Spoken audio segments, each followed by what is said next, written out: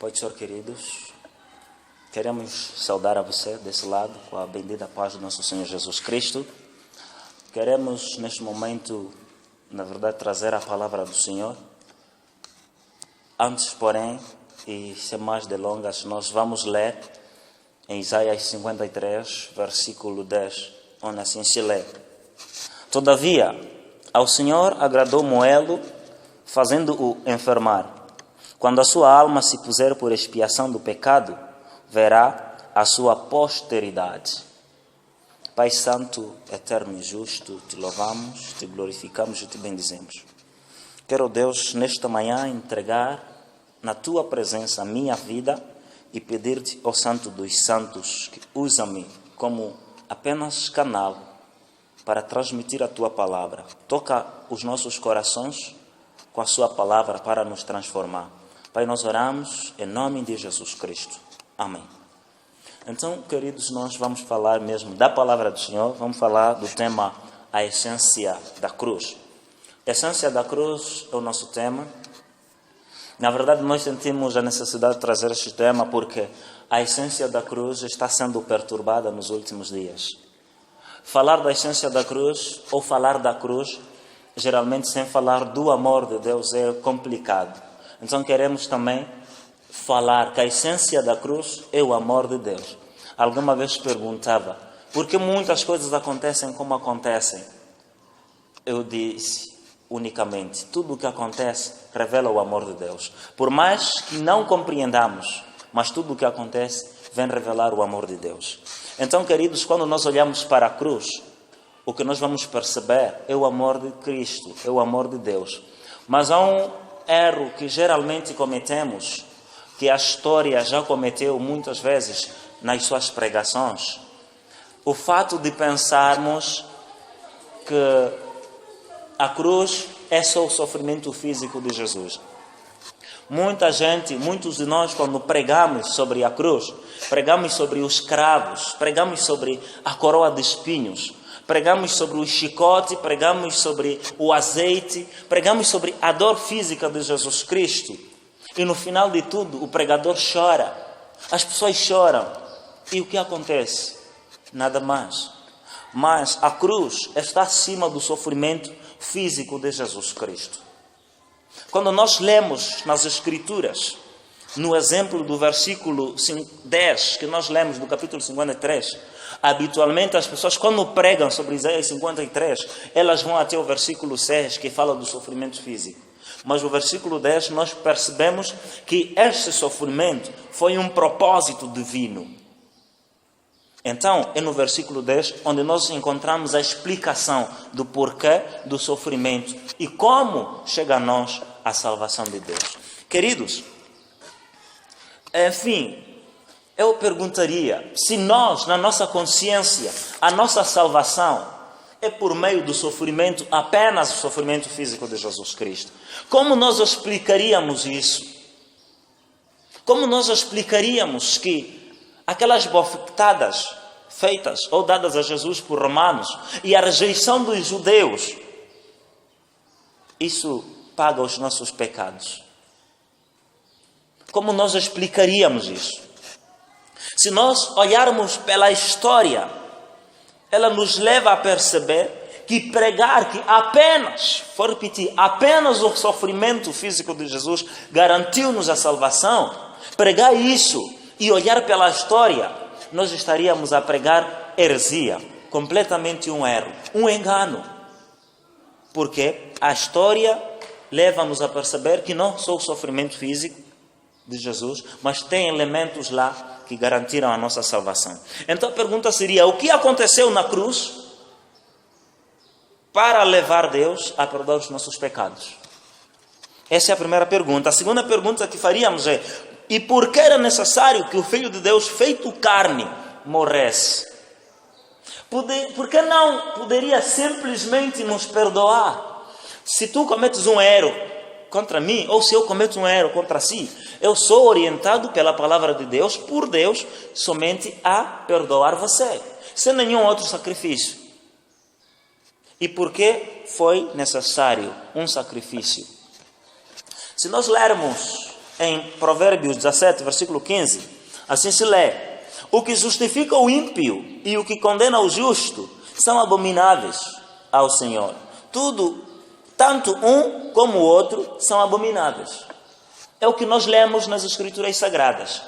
O que justifica o ímpio é abominável diante de Deus. Vamos parar aí. Justificar o ímpio, você torna-se abominável diante do Pai. E as canções, infelizmente, as pregações que nós ouvimos no nosso século é de Deus justificando o ímpio. Ei, estamos tornando Deus abominável a si mesmo. Como Deus justificaria um ímpio e ele tornar-se santo, continuar sendo santo? Essa é uma preocupação que nós temos que ter. Como nós somos ímpios justificados e como Deus permanece santo depois de justificar nós ímpios. Se a Bíblia diz justificar o ímpio é abominação diante de Deus. Se Deus coloca uma lei, ele cumpre a sua lei. Como Deus tornar-se santo, justificando ainda o ímpio? A nossa geração está pregando isso. Irmãos, Deus não pode simplesmente perdoar, porque a justa lei de Deus exige uma punição pelo pecado cometido. E se Deus nos perdoar, se nos justificar, se alguma coisa, ele se torna abominação a si mesmo. Aqui vamos ver como Deus pode nos justificar sem se tornar abominação. Como Deus pode nos justificar sem se tornar pecado, sem se tornar injusto. Porque há um júri observando que depois do homem pecar, eles se levantaram e olharam para Deus e disseram assim: quando nós pecamos, o Senhor tirou-nos do céu. Agora vamos ver como o Senhor vai agir com os humanos que pecaram. Como é que Deus nos justificou e tornou-se ou continuou sendo santo? O único que podia e pode satisfazer a lei de Deus é Deus. Esse é o primeiro ponto. E a única forma de Deus nos proteger é Ele mesmo morrendo no nosso lugar. Deus não pode perdoar o ímpio e continuar justo. Ele, Deus, tem que morrer no lugar do ímpio. Essa é a história. E como ele morre? E como a morte dele nos leva ao perdão? Como a sua morte pode satisfazer a lei? Quando alguém diz, fui perdoado.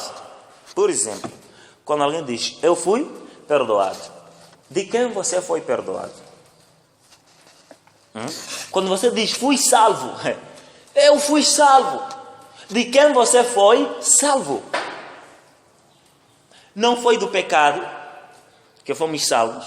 Não foi do diabo que nós fomos salvos. Foi de quem? Foi de Deus de quem nós fomos salvos.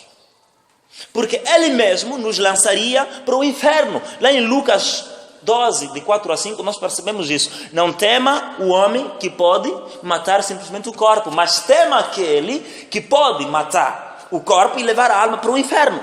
Então é de Deus. Já ouviu lá em Romanos 5, dizendo que nós éramos inimigos de Deus? Não éramos inimigos de Satanás, que nós éramos inimigos de Deus? Lá em Jeremias 21, capítulo 21, versículo 5, lá em Isaías 5, versículo 26, diz que Deus promete, diz que eu vou odiá-los, pelejarei com eles, irei contra eles. Mas o Deus do século 21 é muito diferente do Deus da Bíblia e dos 2000 anos de história. Por quê? O Deus da Bíblia proclama guerra contra o pecado e o pecador até que ele se arrependa. Então, se fomos salvos por Deus e de Deus. Não fomos salvos de uma outra situação. Porque o inimigo aqui, quem lançaria o homem no inferno, era Deus. É Deus. Não há nenhum outro poder, senão Deus. Queridos, não foram as lanças dos romanos, nem a coroa espinhosa, nem os cravos em suas mãos que salvaram você. Mas existe alguma outra situação que pagou os seus crimes. Porque se nós lermos e vamos perguntar, então, o que pagou os nossos crimes? Em Isaías 53, versículo 10, está escrito que agradou a Deus moê-lo. O que é moer? Esmagar. Esmagar. Muitas vezes você já ouviu falar do amor de Deus, mas eu quero que você saiba que a proporção do ódio de Deus pelo pecado e pecador não arrependido é a mesma proporção do amor pelo pecador arrependido. Da mesma forma que Deus ama o pecador arrependido, é a mesma forma que Ele odeia o pecado. Então, esse ódio é suficiente para derrubar todo o pecado do seu pecador. Esse pecado que evoca o ódio de Deus, eu quero que vocês saibam que foi depositado no Filho dele. Os pecados de todos, desde o primeiro homem que pecou, até o último homem que será salvo na face da terra. Todos os pecados, do primeiro homem que foi salvo, ao último homem que será salvo, todos os seus pecados, todos os nossos pecados, foram depositados no Filho de Deus, invocando então o santo ódio de Deus sobre o seu Filho. Toda a ira que seria derramada sobre todas as criaturas pecadoras, por toda a eternidade, Deus derrama sobre o seu Filho, o unigênito. E o peso da sua justiça, o peso da sua ira, esmaga Jesus. E se nós lermos lá em Lucas 22, versículo 42, percebemos que Jesus está orando e falando, passa de mim esse cálice. Você perguntaria, de que cálice é esse? Seria subir na cruz? Seria passar pela dor física?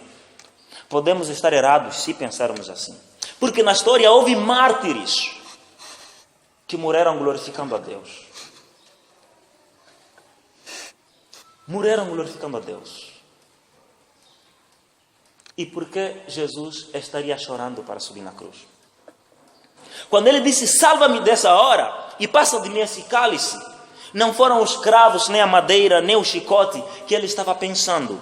Ele estava pensando em uma coisa: Pai, nunca saí da tua presença e do teu seio. Sempre tive a mais perfeita e maravilhosa relação com o Senhor por toda a eternidade. Mas hoje eu estarei sendo retirado de lá. Deus não criou esse mundo por necessidade. Deus já era perfeitamente feliz com seu Filho, mesmo antes de nos criar. Se Deus nos criou, foi por causa da sua abundância. O transbordar da sua abundância criou-nos. Deus pode resolver jogar toda a humanidade hoje para o inferno. À noite ou à tardinha, Ele vai celebrar com seu Filho perfeitamente feliz. E se Ele nos criou, foi para revelar a sua abundância. Então o Filho é separado dele. Jesus chora ao saber que seria arrancado do coração do Pai. O Pai virara o rosto do Filho. Isso nunca aconteceu na história de toda a eternidade. Grandes sacrifícios naquele dia a Trindade fez. Você e eu somos abominação. Para que fôssemos perdoados, Deus tinha que morrer como abominação em nosso lugar. E para tal, Ele carregou todos os nossos pecados. Você e eu merecemos ser esmagados debaixo da ira de Deus. Portanto, o Filho suportou essa ira. Para que fôssemos salvos e perdoados, Ele foi esmagado debaixo da sua própria ira. A Trindade era toda espírito, mas o Filho tornou-se carne como um de nós. Quando nós falamos que o Filho tornou-se carne como um de nós queremos falar de uma coisa que na Trindade nunca aconteceu em toda a história da sua eternidade. Nunca houve carne sobre a Trindade, porque eles são espírito. Mas nós estamos vendo o Filho tomando essa decisão. Eu vou me encarnar para ser como eles. Mas aqui há uma advertência. Perceba lá em Atos está escrito que Assim como o viram subir, da mesma forma o verão descer em corpo glorificado. Ou seja, aquele que era palavra, aquele que era espírito, tornou-se carne e eternamente carne. Um sacrifício que ele fez por nós. Imagine você ser aconselhado. Do outro lado da margem, você tem suas crias, estão queimando. Há uma queimada lá. E você quer pular para lá. Alguém pega e diz: se você for para esse lado do rio, você vai se transformar e será igual ou semelhante a eles. Se são porcos, alguém dirá: você será um porco. Poderá salvar suas crias. Ao voltar de lá, você vai permanecer porco eternamente. Como você agiria? Certamente a primeira intenção, o primeiro pensamento humano seria: não, eu não vou para lá, vou deixar isso acontecer. Por quê? Porque posso comprar outros porcos e recriar. O filho tinha essa opção de destruir, extirpar tudo e recriar tudo de novo. Mas ele não escolheu recriar o caminho mais fácil. Ele escolheu o caminho do sacrifício, o caminho do amor, em que ele se encarna e suporta a ira de Deus sobre ele e morre no nosso lugar.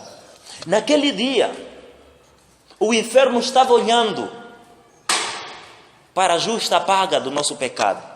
Eles estavam a dizer assim: se os homens pecaram, nós vamos ver eles serem punidos e serem exterminados. Mas Deus, no lugar de nos exterminar, Ele mesmo nos condena à morte e Ele morre no nosso lugar. A orientação é: eu estou morrendo a sua morte, vá e viva a minha vida. Essa é nossa responsabilidade, viver a vida de Cristo. Se Cristo morreu por nós, precisamos entender que é um grande sacrifício. E nós precisamos responder a esse sacrifício com amor e adoração. Queridos, essa é a essência da cruz. Mais do que sofrimento, Cristo se encarnou. E eternamente, rompendo a história da Trindade, que era Espírito. Imagine este sacrifício. Ele suportou a ira, foi esmagado, diz a palavra do Senhor lá em Isaías. Tudo por nossos pecados. Considere a vida que você tem. Considere o privilégio de estar adorando. Considere o privilégio de ser salvo. Porque isso foi um grande sacrifício, exercício de um grande amor. Então nós rogamos que Deus possa vos abençoar.